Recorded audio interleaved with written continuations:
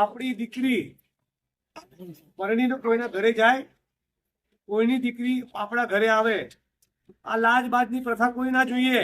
તો બકવાસ કાઢો. ડોક્ટર બાબા સાહેબ આંબેડકર બહુ વિરોધી હતા આના. જેની નિયત ફૂટી એ પુરુષે એમના ડોળા ફોડી કાઢે. આપણે લાજ કાઢવાની થતી નથી.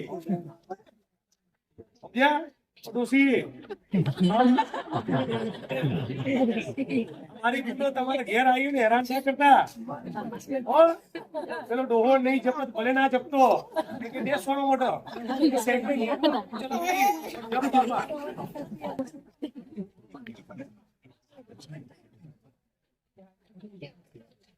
આપણી દીકરીઓ એડવાન્સ હોવી જોઈએ. આપણો નેતા ડોક્ટર ભીમરાવ બાબા સાહેબ આંબેડકર એને 1925-30 ના સમયમાં આંતરજ્ઞાતિ લગ્નોની વાત કરી.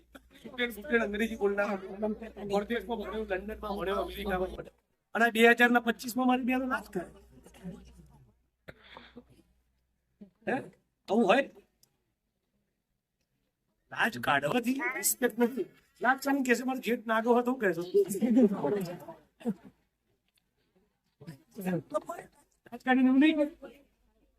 મતલબ ખરો તમે બળવો કરો.